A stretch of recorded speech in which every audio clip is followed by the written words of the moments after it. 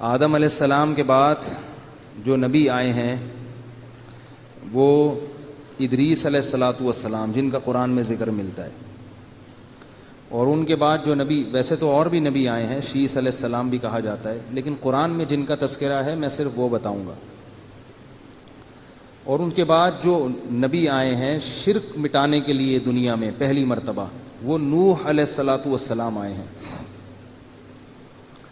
آدم علیہ السلام کے دور میں بھی شرک نہیں تھا، کان الناس امۃ واحدہ، اللہ فرماتے ہیں سب لوگ ایک دین پر تھے، سب اللہ کی عبادت کرتے تھے۔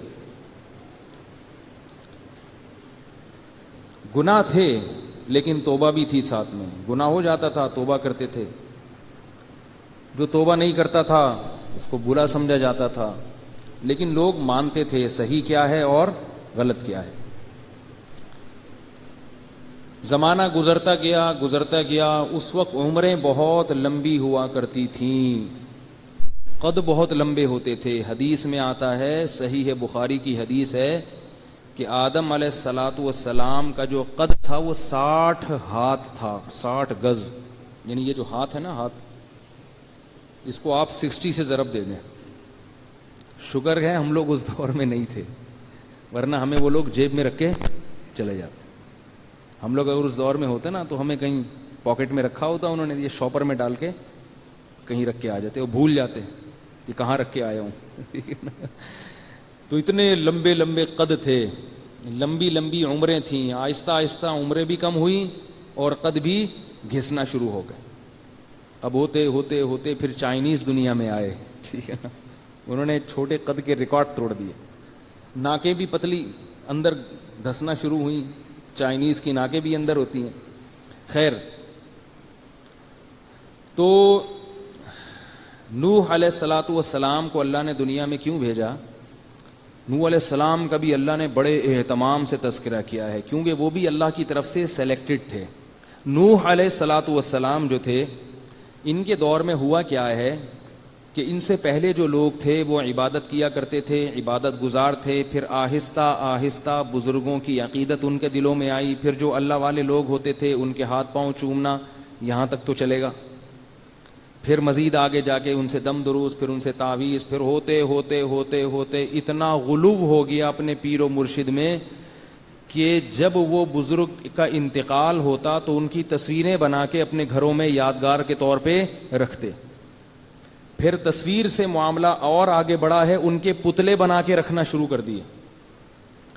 اب یہ مطلب نہیں ہوتا تھا کہ یہ عبادت، یہ معبود ہیں، یہ خدا ہیں۔ جب بھی کسی معاشرے میں کوئی برائی پھیلتی ہے تو وہ اس کی انتہا وہ نہیں ہوتی جو ابتدا ہوتی ہے، اسٹارٹنگ میں وہ بہت ہلکی ہوتی ہے، لیکن اسے روکا نہیں جاتا تو وہ بڑھتے بڑھتے بڑھتے بڑھتے بالکل انتہا تک پہنچ جاتی ہے۔ تو اب کیا ہوا کہ ود، سوا، یغوث، یعوق اور نصر، یہ 5 بڑے بڑے بزرگ تھے۔ ود، سوا، یغوث، یعوق اور نصر، یہ 5 بڑے بڑے بزرگ تھے۔ جب ان کا انتقال ہوا تو ان کی عقیدت میں لوگوں نے ان بزرگوں کی پہلے تصویریں بنائیں یادگار کے طور پہ، جیسے پرنس آغا خان کی تصویر لگی ہوتی ہے، یا دودھ والوں کی بات، دودھ والے یہاں بیٹھے ہوئے ہیں وہ ناراض نہ ہو، بعض دودھ والے جو ان کے علاوہ ہیں، یہ جو میرا بیان سن رہے ہیں، ان کی دکانوں میں اپنے پیر و مرشد کی تصویریں لگی ہوئی ہوتی ہیں، دیکھا ہوگا نا آپ نے، اور لکھا ہوتا ہے یہ سب تمہارا کرم ہے آقا، کے بعد اب تک بنی ہوئی ہے، یہ اس بابے کی وجہ سے یہ دکان چل رہی ہے۔ تو یہ وہ عقیدت میں غلو ہے، اس لیے شریعت نے تصویر سازی کو حرام قرار دے دیا۔ نوح علیہ السلام کے دور میں کیا ہوا، انہوں نے ان کی تصویریں بنائیں بزرگوں کی، اور پھر ان کی مورتیاں بنا لی، یہاں سے بت پرستی کا آغاز ہوا تھا۔ یہ اسلامی، یعنی اس کائنات میں یا اس زمین پہ پہلی دفعہ بت پرستی کی ابتدا ہو رہی تھی، اور اس کا مقصد ان مورتیوں کی عبادت کرنا ہرگز نہیں تھا۔ وہ لوگ جانتے تھے کہ ان مورتیوں کو ہم نے اپنے ہاتھ سے بنایا ہے، یہ بھلا ہماری کیا بگڑی بنا سکتے ہیں، اتنے بے وقوف نہیں تھے۔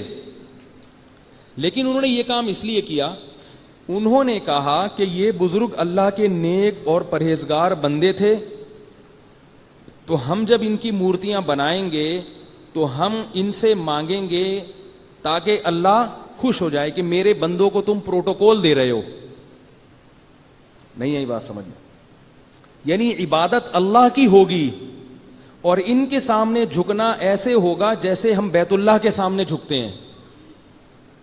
آئی نا بات سمجھ میں؟ بیت اللہ اللہ کا گھر ہے نا, تو ہم اس کے سامنے جھکتے ہیں اور اللہ خوش ہوتا ہے میرے گھر میں. تو وہ کہتے تھے کہ ہم اللہ کے بندوں کے سامنے اگر سجدہ کریں گے اور ان کے سامنے رکوع اور سجود کریں گے تو اللہ کیا ہوگا؟ خوش ہوگا. حالانکہ بیت اللہ میں اور بت میں فرق یہ ہے کہ بیت اللہ پر اس بات کی دلیل قائم ہے کہ اس کو اللہ نے اپنا گھر قرار دیا ہے, جبکہ میں اور آپ جو ہاتھ سے مورتی بناتے ہیں اس میں اس کی کیا دلیل ہے کہ اللہ نے اس کو اپنا قبلہ قرار دیا ہے؟ تو یہاں سے شرک شروع ہوا, پھر ہوتے ہوتے پھر مزید آگے بڑھا, پھر انہوں نے ان بتوں سے مانگنا شروع کر دیا. کیوں؟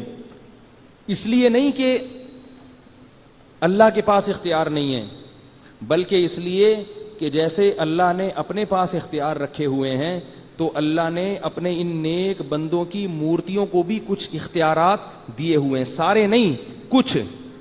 مثال کے طور پر اللہ اولاد خود بھی دے سکتا ہے, لیکن اللہ نے اولاد دینے کا اختیار یہ والی مورتی کو بھی دیا ہوا ہے. یہ بہت اہم پوائنٹ کی بات ہے, اس کو سنیں. بہت جو میں کہنا چاہ رہا ہوں نا وہ یہ واقعہ نہیں ہے, اس سے جو میں اخذ کرنا چاہ رہا ہوں وہ سمجھیں آپ. بارش کا اختیار کس کو دیا اللہ نے؟ فلاں کو دے دیا. اولاد دینے کا فلاں کو دے دیا. روزگار فراہم کرنے کا فلاں کو دے دیا. سارے اختیارات نہیں دیے. یعنی وہ اس کی دلیل دیتے تھے کہ جیسے ایک بادشاہ ہوتا ہے وہ سارے اختیارات اپنے پاس بھی رکھتا ہے لیکن کچھ اختیارات وہ بانٹ بھی دیتا ہے. یہ وزیر کو بھی دے دیا, یہ گرفتاری کا اختیار کس کو دے دیا؟ ایس ایچ او صاحب کو. کیا خیال ہے؟ تو انہوں نے کہا اللہ نے نا اپنے اختیارات کیا کر دیے ہیں؟ بانٹ دیے ہیں. یہ وہ شرک ہے جس کی نفی کے لیے قرآن مجید نازل ہوا ہے کہ اللہ نے ذرہ برابر بھی اختیار کسی کو, ولی کو, کسی فرشتے کو, کسی جن کو, کسی کو بھی نہیں دیا ہے, نہ کسی نبی کو دیا ہے. ہمارے دور میں جو مشرکین ہیں جو اپنے آپ کو مسلم کہتے ہیں, ان کا جو شرک ہے وہ بت پرستوں کے شرک سے کئی گنا زیادہ بڑھا ہوا ہے. کیونکہ بت پرست یہ نہیں کہتے کہ اللہ نے سارے اختیارات اس اکیلے بھگوان کو, مورتی کو دیے ہوئے ہیں. یاد رکھو, ہندو کبھی یہ نہیں کہتے کہ یہ والا جو بت ہے نا سارے اختیارات اس کو ہیں. کہتے ہیں بارش والا یہ ہے, اولاد دینے والا وہ ہے. تبھی ان کے ہاں مندروں کی نا قسمیں ہیں, مندروں میں بتوں کی قسمیں ہیں. یہ 50 روپے والا یہ صرف سموسا کھلا سکتا ہے آپ کو, صحیح ہے نا, اور اس سے زیادہ اگر کام کروانا ہے تو اس کے لیے 100 روپے والا. تو ہندوؤں نے بھی یہ نہیں کہا کہ ایک ہی بت کو سارے اختیارات ہوتے ہیں. اسی شرک کی نفی کے لیے قرآن نازل ہوا کہ اللہ نے کسی کو کچھ بھی نہیں دیا اختیارات میں. لیکن ہمارے دور کے مشرک کیا کہتے ہیں کہ اللہ نے محمد صلی اللہ علیہ وسلم کو بھی تمام کے تمام اختیارات دے دیے ہیں. تبھی وہ یہ نہیں کہتے کہ نبی سے صرف اولاد مانگنا جائز ہے, بلکہ کہتے ہیں ہر وہ کام جو آپ اللہ سے مانگ سکتے ہو وہ تمام کام یا رسول اللہ مدد کہہ کے رسول سے بھی بولو نا بھائی مانگ سکتے ہو. تبھی تو یا رسول اللہ مدد کا نعرہ لگایا جاتا ہے. مدد کا کیا مطلب؟ ہر چیز میں مدد. کشتی ڈوب رہی ہے تو کشتی کو باہر نکالنے میں مدد, بے اولاد ہوں تو اولاد دینے میں مدد, بے روزگار ہوں تو روزگار فراہم کرنے میں مدد. اس لیے یاد رکھو کہ جو لوگ محمد صلی اللہ علیہ وسلم کو مختار کل سمجھتے ہیں ان کا شرک خدا کی قسم ہندوؤں کے شرک سے بڑھا ہوا ہے. نہیں آ رہی میرا خیال ہے بات سمجھ؟ یہ توحید کا مسئلہ ہے, اس میں 2 نمبری نہیں ہے, لفاظی نہیں ہے, پوری کلیئر کٹ بات ہے اسلام میں جو بیان کی گئی ہے. فروعی مسائل میں تشدد جائز نہیں ہے. عقیدے کے معاملے میں 2 ٹوک عقیدہ ہونا چاہیے آپ کا. اگر اس میں آپ نے ذرا لچک دکھائی تو آپ بھی الٹے لٹکے ہوئے ہوگے قیامت کے دن. امام ابو حنیفہ سے کسی نے پوچھا, ان کا مذہب ہے کہ اگر کسی نے پوچھا کہ اللہ کہاں ہے اور وہ کہے مجھے پتہ ہی نہیں ہے, انہوں نے فرمایا وہ اسلام سے خارج ہے. اور اگر یہاں تک منقول ہے کہ اگر کسی نے نبوت کا دعویٰ کیا اور ایک آدمی اس جس نے نبوت کا دعویٰ کیا اس سے تحقیق کے لیے جا رہا ہے کہ یہ سچا ہے یا جھوٹا, تو یہ تحقیق کرنے والا بھی اسلام سے خارج ہو جائے گا. اس لیے کہ اس کو محمد صلی اللہ علیہ وسلم کے آخری نبی ہونے میں شک کیوں پیدا ہوا؟ نہیں آ رہی یار, چھوڑ. اچھا یہ میرا تقیہ کلام ہے, بہت سے لوگ اس سے, میں خود بھی پریشان ہوں, میں اپنا کبھی بیان سنتا ہوں کہ تو بھائی آ تو رہی ہے, کیوں بار بار ایک بات کہہ رہے ہو, کیونکہ میں بھی ایسے سن رہا ہوتا ہوں نا جیسے مجھے کوئی سمجھا رہا ہے, تو جب پوچھتا ہوں نا میں آ رہی ہے تو میں کہتا ہوں بھائی آ رہی ہے یار آگے چلو. تو یہ میں نکالنا چاہ رہا ہوں لیکن اب آہستہ آہستہ نکلے گا. بڑے بزرگ بھی بیٹھے ہوئے ہوتے ہیں, کہتے ہیں یار ہمیں آپ کیا سمجھتے ہو گیا, اب ہم سمجھ میں نہیں آ رہی. تو اس لیے یاد رکھو یہ بڑا خطرناک شرک ہے, خطرناک شرک ہے. نبی کو مشکل کشا سمجھنا, حاجت روا سمجھنا, یا کسی قبر پہ جا کے یہ سمجھنا کہ یہ بابا میری بگڑی بنا دے گا, انسان اس سے اسلام سے خارج ہو جاتا ہے. اور اللہ نے قرآن میں جگہ جگہ فرما دیا ہے کہ مشرک کی پر جنت میں نے حرام کر دی ہے. اگر مشرک کے لیے اللہ کے دل میں کوئی نرمی کا گوشہ ہوتا تو اللہ سب سے پہلے محمد صلی اللہ علیہ وسلم کے چچا ابو طالب کو جنت میں بھیجتے, اور ابراہیم علیہ السلام کے والد آزر کو اللہ جنت میں بھیجتے. اللہ نے کہہ دیا کہ اے ابراہیم تمہارے باپ کے لیے تمہیں دعا کرنے کی اجازت نہیں ہے. ابراہیم علیہ السلام نے اپنے والد کے لیے استغفار کیا تھا اللہ سے, اللہ نے کہا پابندی لگا دی, نہ نہ نہ یہ مجھے مانتا ہی نہیں ہے, میرے ساتھ کسی اور کو شریک. یہ نہیں ہوتا کہ اللہ کی نفی کر رہے ہیں, نہ نہ اللہ کو بھی مانتے ہیں لیکن ساتھ ساتھ دوسروں کو بھی. تو اللہ کہتے ہیں یہ مجھے قبول نہیں ہے. یہ بڑا غیرت کا معاملہ ہے اللہ کی.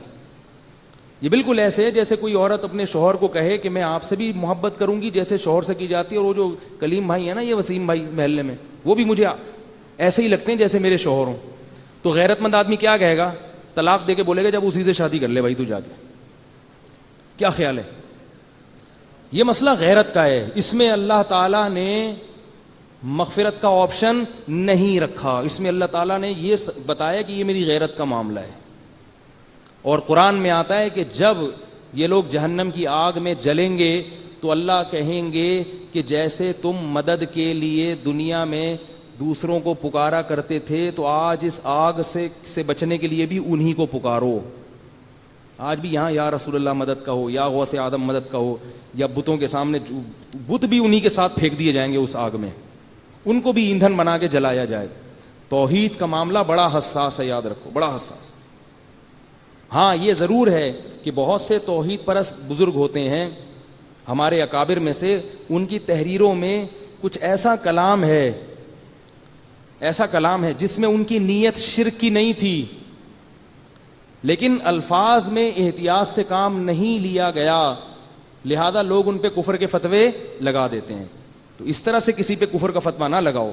اس کی ایک نیا موضوع ہے, اس پر میں پہلے کئی دفعہ بیان کر چکا ہوں, اگر میں اس پر آیا نا تو بہت لمبی بات ہو جائے گی. تو اس لیے ہم لوگ کسی کو کافر قرار دینے میں بہت احتیاط سے کام لیتے ہیں, یہ علماء کا نظریہ ہے. اب مثال کے طور پر ایک آدمی کسی کو کہتا ہے یہ مشکل کشا ہے. اب یہ لفظ تو شرکی ہے, مشکل کشا تو صرف کون ہے, اللہ. لیکن ہم اس سے پوچھتے ہیں کہ مشکل کشا کا مطلب کیا تھا, وہ کہتے ہیں میرا مطلب یہ ہے کہ جب بھی مجھے کوئی پیسوں کی ضرورت پڑتی ہے مجھے پیسے لا کے دے دیتا ہے, میری بائک پنچر ہوتی ہے تو میری بائک میں پنچر لگوا کے آ جاتا ہے, تو یہ میری مشکلوں کیا کر رہا ہے, دور کر رہا ہے. تو یہ تو پھر شرک نہ ہوا نا. تو بعض دفعہ ہمارے اکابر نے اہل اللہ کو اس معنی میں مشکل کشا کہا ہے, حقیقی معنی میں مشکل کشا نہیں کہا. لہذا بعض لوگ کیا کرتے ہیں, ہمارے اکابر کی کتابوں سے ایسے مبہم الفاظ نکال کے ان پہ کفر کے فتوے لگاتے رہتے ہیں, جبکہ ان کی پوری زندگیاں توحید کی اشاعت میں اور توحید کی پرچار میں گزر گئیں. تو اس لیے اس میں اعتدال سے کام لینا ضروری ہے. یہ نہیں ہے کہ ایک صاحب نے مجھے کہا, یہ چھوٹا سا قصہ سنا کے میں آگے جاتا ہوں تاکہ شرک کا اصل مفہوم سمجھ میں آئے. اچھا یہ بھی یاد رکھو, یہ جو مشرک لوگ ہیں یہ پتہ ہے کیا کہتے ہیں, کہتے ہیں جب رسول سے مدد مانگنا شرک ہے تو پولیس سے مدد مانگنا شرک کیوں نہیں ہے. بات آ رہی ہے سمجھ میں؟ کہہ رہے ہیں جب تم ہیلپ لائن پہ فون کرتے ہو, ہیلپ کا مطلب تو مدد ہے نا, پولیس سے مدد مانگتے ہو, بیمار ہو جاتے ہو تو ڈاکٹر سے مدد مانگتے ہو, تو اگر ہم نے رسول سے مدد مانگ لی اس کو تم شرک کہتے ہو. تو یاد رکھو دونوں قسم کی مدد میں فرق ہے, سنیں خوب اچھی طرح سے. تو ہم قرآن پڑھ رہے ہیں نا, تو توحید تو سمجھ میں آئے. سب سے پہلے توحید ہے کیا؟ ایک مدد وہ ہوتی ہے جو ما فوق الاسباب ہوتی ہے, جس کی کوئی سائنٹیفک لاجک نہیں ہوتی, اور ایک مدد وہ ہوتی ہے کہ آپ جس سے مدد مانگ رہے ہیں آپ کو پتا ہے وہ اسباب اختیار کرے گا, وہ جو میرا کام کرے گا اس کی کوئی لاجک ہوگی. آئی بات سمجھ میں؟ اس کی مثال ایسے ہے, میں آپ سے مدد مانگتا ہوں کہ یار بھائی ایسا ہے کہ مجھے پیاس لگ رہی ہے, مجھے پانی پلاؤ, میری مدد کرو, تو قحط تو نہیں پڑا ہوا, پانی موجود ہے, کولر ہے, سب کچھ ہے. آپ اٹھیں گے, ٹانگیں استعمال کریں گے, جائیں گے, نل کا کھولیں گے, گریویٹی کی وجہ سے پانی نیچے کی طرف آئے گا, نیچے گلاس رکھ دیں گے آپ تاکہ وہ ضائع نہ ہو, بھرے گا, پھر آپ لائیں گے, میرے ہاتھ میں پکڑائیں گے. تو یہ سارے کام ایسے ہیں جن کی کوئی لاجک ہے. آپ اٹھے ہیں اس لیے کہ اس کی لاجک ہے, آپ کے اندر توانائی ہے, تبھی تو اٹھیں. کیا خیال ہے؟ لیکن یہی معاملہ ایسے ہو گیا کہ صحرا میں ہے اور پانی کا نام و نشان ختم.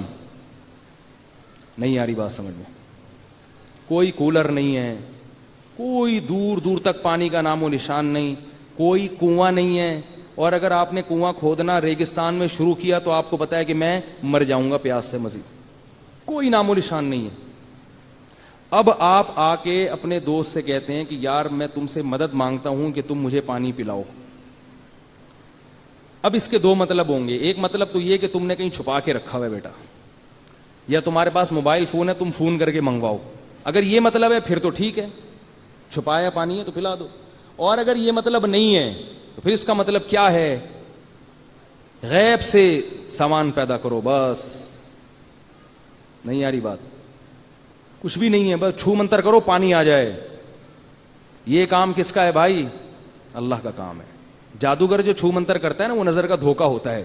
یا تو پانی چھپا کے رکھا ہوا تو پھر لا کے دیتا ہے, وہ چھپائی ورنہ پانی نہیں ہو اور پیدا ہو جائے, یا تو کوئی سائنسدان ہائیڈروجن اور آکسیجن کو ملا کے پیدا کرے گا, وہ بھی سائنٹیفک لاجک میں آ گیا. اور اگر یہ بھی نہیں ہے تو پھر یہ کیا ہے؟ یہ وہ مدد ہے جو اسباب سے ہٹ کر ہے. یہ کام صرف کون کر سکتا ہے؟ اللہ. بنی اسرائیل صحرا میں بھوکے پیاسے تھے, اللہ نے مدد کی, آسمان سے منو سلوا اتار دیا. سمجھ رہے ہو بات کو؟ نبی صلی اللہ علیہ وسلم کے دور میں پانی ختم, ایک پیالہ ہے, تھوڑا سا پانی ہے, معمولی سا چشمہ ہے, آپ صلی اللہ علیہ وسلم نے انگلیاں ڈالی ہیں اور پانی ابلنا شروع ہو گیا. تو یہ کام کس نے کیا تھا؟ اللہ نے. نبی نے نہیں کیا یہ, کیونکہ اس طرح سے پانی پیدا کرنا نبی کے اختیار میں نہیں ہے. انگلیوں سے پانی نہیں نکلتا, اس کی کوئی سائنٹیفک لاجک نہیں ہے. چاند کے 2 ٹکڑے اگر ایٹم بم پھاڑ دیں وہاں جا کے تو ہو جائیں گے. ایٹم بم پھاڑ دیں تو چاند کے 2 ٹکڑے ہو جائیں گے. زمین پہ آپ کھڑے ہو کر چاند کو اشارہ کریں اور اس کے 2 ٹکڑے ہو جائیں, یہ کام کسی انسان کا نہیں ہے. یہ ٹکڑے کس نے کیے تھے؟ اللہ نے کیے تھے. نبی چاند کے ٹکڑے نہیں کر سکتے. اللہ نے نبی کو حکم دیا کہ آپ انگلی کا اشارہ کریں, چاند کو 2 حصوں میں تقسیم کر دوں گا. تو معجزہ جتنے بھی ہیں نا وہ اللہ کرتا ہے, وہ نبی نہیں کرتے. تو یاد رکھو, یہ جو شرک ہے نا, اسباب سے ہٹ کے کسی کو پکارنا, یہ کیا ہے؟ اصل میں شرک ہے. یہ کام صرف اور صرف کون کرتا ہے؟ اللہ. اتنا ہمارے اسلاف نے اس کا خیال کیا کہ رسول اللہ صلی اللہ علیہ وسلم کی قبر پہ جب عمر بن عبدالعزیز نے 4 دیواری کھڑی کی ہے اس کو محفوظ کرنے کے لیے, تو 5 کونوں والی عمارت بنائی ہے, 4 کونوں والی عمارت نہیں بنائی ہے. پتہ ہے آپ کو؟ یہ ہمارے نبی کی جو قبر ہے نا وہ چاروں طرف سے پیک ہے, تو وہ جس چاروں طرف جو دیوار ہے اس کے 5 کونے ہیں, 4 کونے نہیں ہیں. کیوں؟ انہوں نے یہ سوچا تھا کہ اگر اس کے 4 کونے ہوئے تو اس عمارت کی شکل بیت اللہ کے مشابہ ہو جائے گی, کہیں لوگ اس کا طواف کرنا نہ شروع کر دیں. نہیں آ رہی بات؟ اچھا آ رہی ہے معذرت. تو لوگ اس کا طواف کرنا نہ شروع کر دیں, اس لیے اس کا اہتمام کیا بھئی عبادت نہ شروع ہو جائے. اور صدیوں سے اللہ تعالیٰ نے اپنے نبی صلی اللہ علیہ وسلم کو سجدہ گاہ بننے سے بچایا ہوا ہے, اپنے نبی کی قبر کو. آپ صلی اللہ علیہ وسلم نے فرمایا اللہ یہود و نصارہ پہ لعنت کرے کہ ان میں سے جب کوئی مرتا تھا تو وہ اس کی قبر کو سجدہ گاہ بنا لیتے تھے. یہ آپ نے اپنی انتقال سے پہلے فرمایا تاکہ لوگ میری قبر پہ طواف اور سجدہ شروع نہ کر دیں. لیکن لوگ باز نہیں آتے. تو سعودی حکومت کا ڈنڈا ہے تو کچھ قابو میں ہے, ورنہ وہاں جا کے بھی لوگ قبر کی طرف رخ کر کے ہاتھ اٹھا کے دعا مانگنا شروع کر دیتے ہیں. وہ منع کرتے ہیں بھائی وہاں تو ہاتھ اٹھا کے دعا مانگنا اس لیے بھی ناجائز ہے کہ یہ وہم بھی نہیں ہونا چاہیے کہ آپ نبی سے مانگ رہے ہیں. اس لیے وہاں علماء کہتے ہیں کہ اگر دعا مانگنی ہے تو قبر کی طرف پشت کر کے بیت اللہ کی طرف رخ کرو, صحابہ کی یہی سنت ہے. تو اس لیے جو پہلا شرک شروع ہوا وہ کہاں سے؟ اپنے بزرگوں کی عقیدت میں حد سے زیادہ غلو کرنا اور ان کو سمجھنا کہ یہ بگڑی بنا دیں گے، اور یہ غلو آہستہ آہستہ ہماری قوم میں بھی سرایت کر گیا ہے۔ عاملوں پہ نہیں آ رہا میں، لیکن بس یہ بتا دوں عاملوں کو بھی لوگ یہ سمجھتے ہیں کہ وہیں سے بیٹھے بیٹھے یہ میرے کام بنا دیں گے۔ وہی نہیں بنا سکتا، وہ پاگل ہے، وہ کچھ نہیں کر سکتا، وہ پاگل ہے، تبھی تو عامل بنا ہوا ہے۔ ابھی واٹس ایپ پہ ایک صاحب نے کہا کہ سارے عامل خراب ہوتے ہیں، میں تو کسی سے بیعت ہوں، وہ عملیات کرتے ہیں، وہ تو ٹھیک ہے نا۔ میں نے جواب ہی نہیں دیا، کیونکہ یہ لوگ عقیدت میں اتنے پاگل ہو چکے ہوتے ہیں کہ ان کو دلائل سے بات سمجھ میں نہیں آتی۔ یہ عقیدت بڑی عجیب چیز ہے، جب ایک دفعہ خامخواہ کی دماغ میں بیٹھ گیا نا، عقیدت ہو کسی کے دلائل سے، کسی کے علم سے، تو پھر سمجھ میں آتی ہے۔ کہنے ان لوگوں نے سیکھا ہوا ہے، وہ دلیل یہ دے رہے تھے ان کو سیکھا ہوا ہے، تو یہ جو بھی کریں اس کو سیکھا ہوا کہہ رہے ہیں، اس کی دلیل کیا ہے کہ اس کو سیکھنا کہتے ہیں؟ کون سا سلیبس ہے، کون سا نصاب ہے، کون سی یونیورسٹی ہے بھائی جہاں یہ پڑھایا جاتا ہے؟ خیر، تو میں جلدی سے بات کو ختم کرتا ہوں۔ تو 5 بت بنا کے ان کے سامنے جھک کے ان کی عبادت کرنا قوم نے شروع کر دی۔ تو پھر پہلے پیغمبر نوح علیہ السلام ہیں جو اس دنیا سے شرک کو ختم کرنے کے لیے نازل ہوئے۔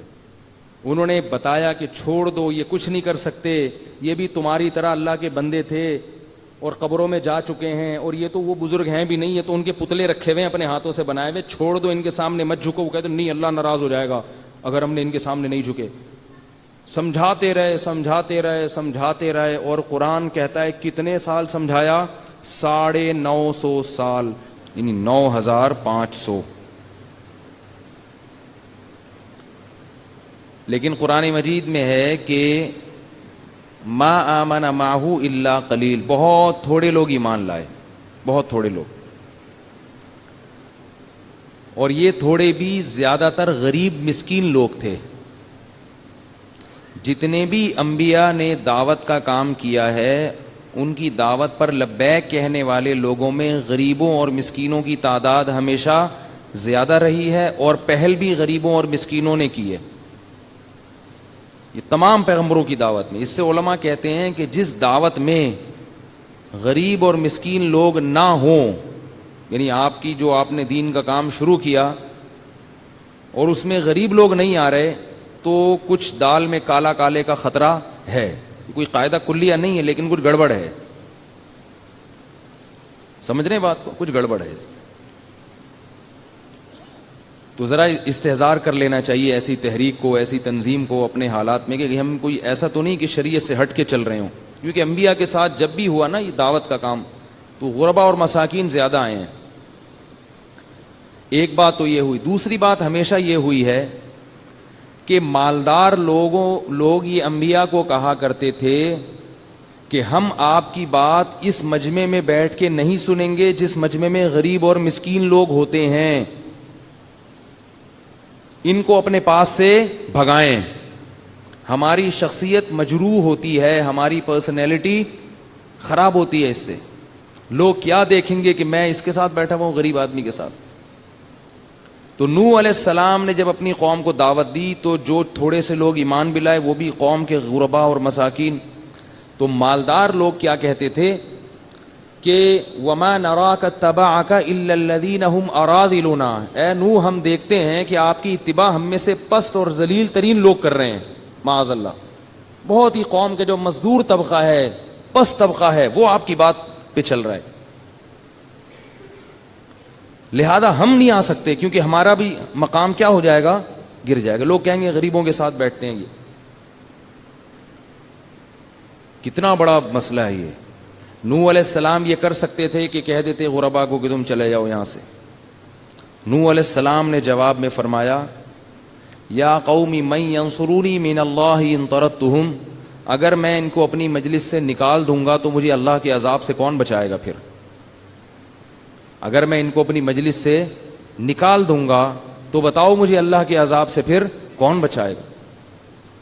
اور میں یہ بھی نہیں کہتا وَلَا أَقُولُ لِلَّذِينَ تَزْدَرِي أَعْيُنُكُمْ لَن يُؤْتِيَهُمُ اللَّهُ خَيْرًا، اور میں تمہیں خوش کرنے کے لیے یہ جھوٹ بھی نہیں بول سکتا کہ تم جس قوم کو ذلیل سمجھ رہے ہو، جن لوگوں کو ذلیل سمجھ رہے ہو، اللہ ان کو خیر نہیں دے گا اور اللہ ان کو عزت نہیں دے گا، یا اللہ کی نظر میں بھی وہ واقعی پست ہیں؟ میں یہ بھی نہیں کہہ سکتا، یہ تو تمہارا کہنا ہے کہ وہ پست ہیں، اللہ کی نظر میں وہ پست نہیں ہیں۔ دیکھو اس سے پتہ چلتا ہے کہ دین کی دعوت اور تبلیغ کے لیے ہمیں اتنی لچک کی اجازت ہے جتنی شریعت نے اجازت دی ہے۔ کسی کو دین پر لانے کے لیے شریعت کے بنیادی اصولوں کو نہیں توڑا جا سکتا۔ جس نے آنا ہے آئے، نہیں آنا تو بولو بھائی دفع ہو جائے، پھر نہیں آنا تو جائے جہنم میں۔ بیان سننا ہے، گرو مندر کا بندہ بھی ادھر ہی بیٹھ کے سنے گا، لیاری کا بھی ادھر ہی سنے گا، مچھر کالونی کا بھی ادھر ہی سنے گا، اورنگی ٹاؤن کا بھی ادھر ہی سنے گا، کلفٹن کا بھی ادھر ہی بیٹھ کے سنے گا، ڈیفنس کا بھی ادھر ہی بیٹھ کے سنے گا۔ یہ نہیں ہو سکتا کہ ڈیفنس والوں کے لیے ادھر، گرین کارڈ والوں کے لیے یہاں، ادھر آئیے آپ، اور مچھر کالونی والے وہ ادھر پیچھے پیچھے جا کے بیٹھے، گولے گنڈے والے جتنے بھی ہیں وہ ادھر جا کے بیٹھے۔ انبیاء کی دعوتوں میں یہ فرق نہیں ہوتا۔ یہ تو دنیا کا ایک نظام ہے، کوئی اونچا ہے کوئی زیادہ ہے، قیامت کے دن سب برابر ہو جائے گا حساب کتاب، دولت مند بھی غریب بھی سب ایک جیسے۔ قبر میں جا کے دیکھو نا، قبر میں پتہ چلتا ہے کہ جو دفن ہوا ہوا یہ کوئی کرنل تھا، بریگیڈیئر تھا یا چپڑاسی تھا، پتہ چلتا ہے۔ اندر جا کے سب کیا ہوتے ہیں؟ برابر۔ اس کا یہ مطلب نہیں ہے کہ جو عزت دار ہے اس کو عزت نہیں دینی چاہیے۔ عام معاملات میں نبی صلی اللہ علیہ وسلم نے فرمایا جب کسی سے ملو تو انزل الناس منازلہم، جو جس کیٹیگری کا آدمی ہے اس کو اس سے حساب سے ملو۔ عزت دار آدمی کو زیادہ عزت دینی پڑے گی، جو کم عزت والے ہیں ان کو تھوڑی بھی عزت دے دو تو وہ خوش ہو جاتے ہیں۔ تو یہ مطلب نہیں ہے کہ لوگوں کے مراتب میں فرق نہیں کرنا، لیکن جب دین کی عمومی بات ہوگی، عمومی دعوت ہوگی تو اس میں غریب اور مالدار کا فرق نہیں ہوگا۔ اور غریبوں سے دوستی اس بیس پہ نہیں ختم کی جائے گی کہ میرا اٹھنا بیٹھنا چونکہ گولے گنڈے والوں کے ساتھ ہے تو اگر کوئی آفیسر نے دیکھا تو وہ تو مجھے دیکھ کے بھاگ جائے گا، لہذا اس کو بھگاؤ یہاں سے۔ یہ بھی ہوتا ہے بعض دفعہ، بعض لوگ اپنا مقام بڑھانے کے لیے اپنے غریب دوستوں سے دوستیاں ختم کر دیتے ہیں کہ یار وہ بندہ آئے گا وہ دیکھے گا وہ غریب کے ساتھ بیٹھا ہوا ہے، یار یہ تو اس کے ساتھ بیٹھا ہوا ہے، چلو بھگاؤ یہاں سے اس کو۔ تو نوح علیہ السلام نے کیا فرمایا کہ میں ان غریبوں کو اپنی مجلس سے نکال دوں گا تو مجھے اللہ کے عذاب سے کوئی نہیں بچا سکتا۔ تو نوح علیہ السلام جب 950 سال سمجھا کے تھک گئے، یہاں تک ہوتا تھا کہ جب گلی سے گزرتے تو لوگ کانوں میں انگلیاں ٹھوس لیتے کہ ان کی بات مت سن۔ نوح علیہ السلام نے کہا یا قوم استغفروا ربکم انہ کان غفارا، دیکھو تمہاری عمریں گزر گئیں بت پرستی میں، آج توبہ کرو، اللہ معاف کرنے کے لیے تیار ہے۔ یرسل السماء علیکم مدرارا، آسمان سے بارشیں بھیجے گا، وَيُمْدِدُكُمْ بِأَمْوَالٍ وَبَنِينَ، تمہیں مال دے گا اور خوب بیٹے دے گا، تمہیں نسل بڑھائے گا تمہاری، بیٹے دے دے کے۔ اس سے بھی پتہ چلتا ہے نسل بڑھانا کیا ہے، اچھی چیز ہے۔ تو خوب بیٹے دے گا تمہیں۔ وَيُمْدِدُكُمْ بِأَمْوَالٍ وَبَنِينَ وَيَجْعَلْ لَكُمْ جَنَّاتٍ وَيَجْعَلْ لَكُمْ أَنْهَارًا مَا لَكُمْ لَا تَرْجُونَ لِلَّهِ وَقَارًا وَقَدْ خَلَقَكُمْ أَطْوَارًا، اللہ نے تمہیں بنایا ہے کیسے، اسٹیپ بائی اسٹیپ مختلف مدارج میں گزار کے تمہیں بنایا ہے۔ خلقکم الم تروا کیف خلق اللہ سبع سماوات طباقا وجعل القمر فیہن نورا، یہ سورج اللہ نے بنایا ہے، چاند اللہ نے، تقریریں کر رہے ہیں مگر قوم کی سمجھ میں نہیں آ رہا۔ قوم کی سمجھ میں پتہ ہے کیا آتے ہیں، کون مذہبی لوگ آتے ہیں، جو گناہ چھوڑنے کی بات کر رہا ہے نا، یہ کرو یہ نہ کرو، لوگ اس کو بزرگ نہیں سمجھتے۔ ہاں جھاڑ پھونک کا کام شروع کر دے، ساری قوم آ جاتی نوح علیہ السلام کے پاس، ساری قوم رسالے لکھنے نا، یہ پڑھ لو، صبح یہ بچی بیمار ہو گئی تو یہ پڑھ لو، فلانی بیمار ہو گئی تو یہ پڑھ لو۔ لوگ کہتے ہیں بزرگ بھی بہت پہنچے ہوئے ہیں اور یہ واقعی اللہ کے سچے نبی ہیں، ایسے لوگوں کے پیچھے لوگ بھاگتے ہیں۔ تو پیغمبروں کی دعوت کیا ہوتی ہے، یہ کرو اور یہ مت کرو، یہ حلال ہے یہ حرام ہے، اس سے بچو اس کو کرو۔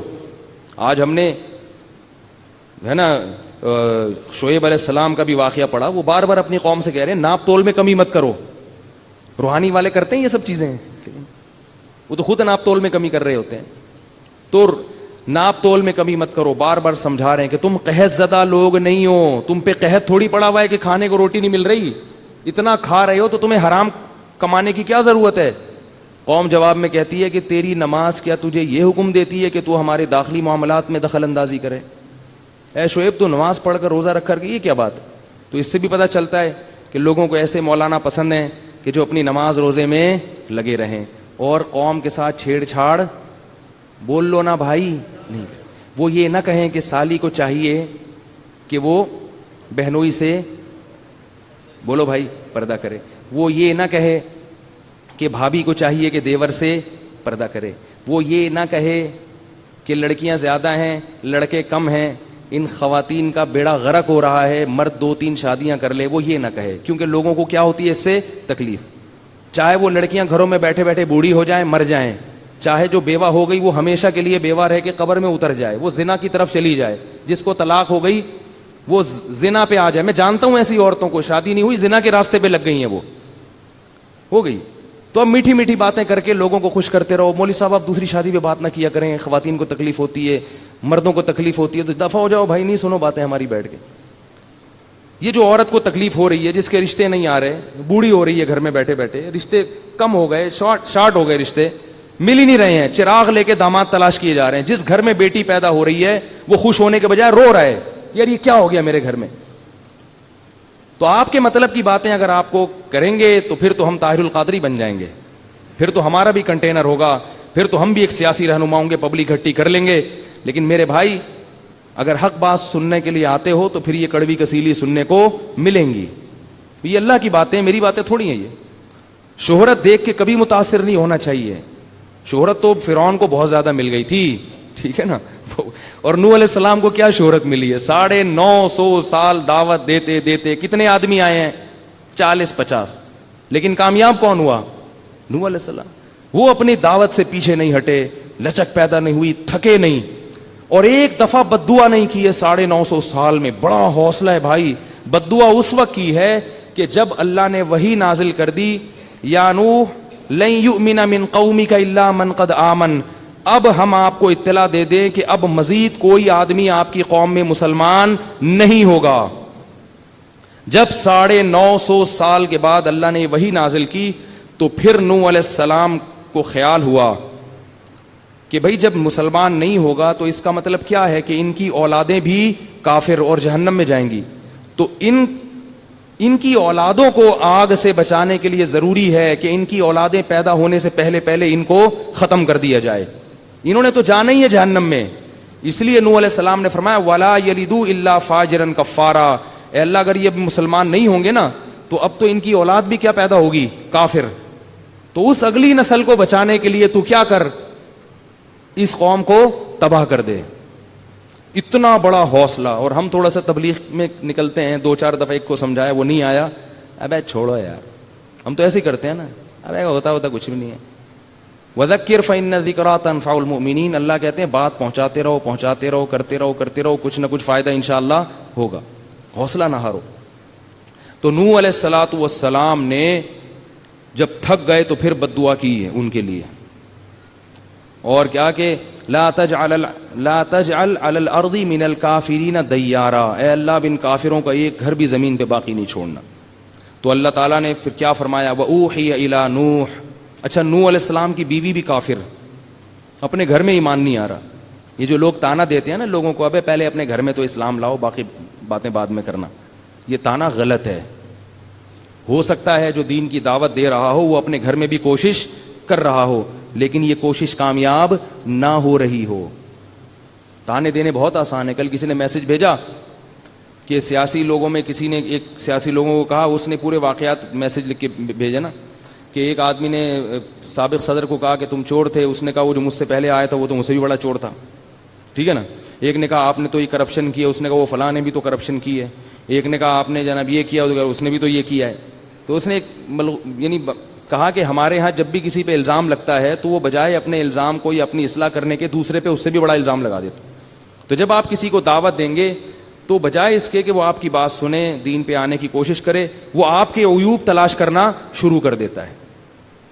کہتے ہیں ابے تم اپنے گھر کو تو دیکھو پہلے, ابے تم یہ تو دیکھو, ہمیں سمجھا رہے ہو, تمہارے گھر میں تو. ایک صاحب تبلیغ میں نکلے ہوئے تھے, ایک شخص نے مجھے کہا کہ یہ مجھے دعوت دے رہے ہیں, ان کی اپنی بیٹی تو پردہ نہیں کرتی.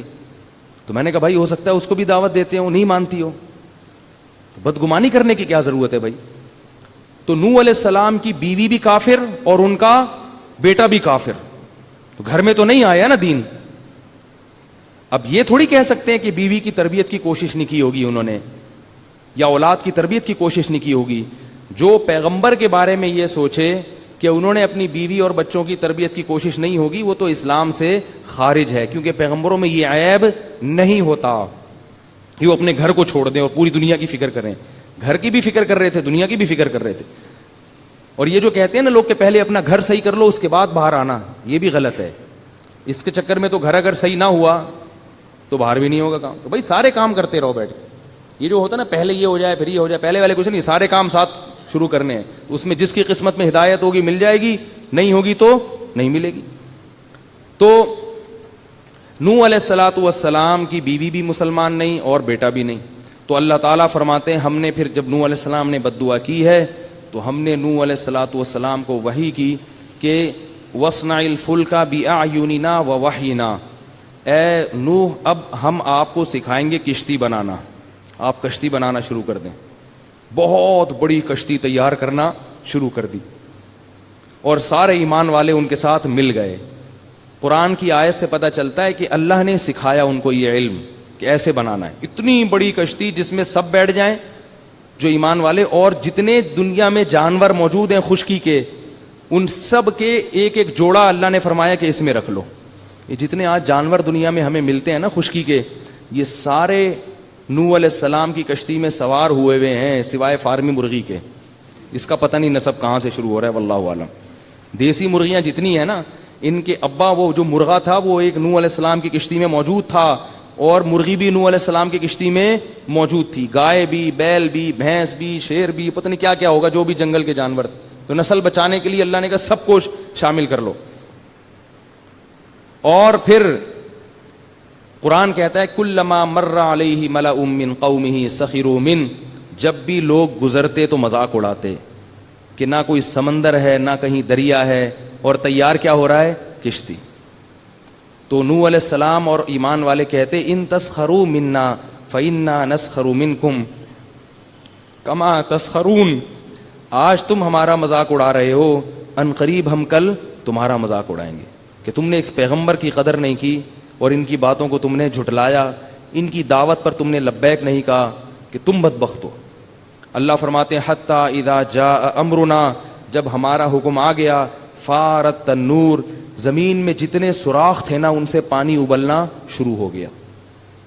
یہ واحد طوفان تھا جو پوری دنیا میں آیا ہے, واحد طوفان تھا جو پوری دنیا میں تباہی ہوئی ہے, اور کسی ایک انسان کو بھی اللہ نے زندہ نہیں چھوڑا تھا, واحد. اس کے بعد ایسا عذاب پوری دنیا پہ کبھی بھی نہیں آیا.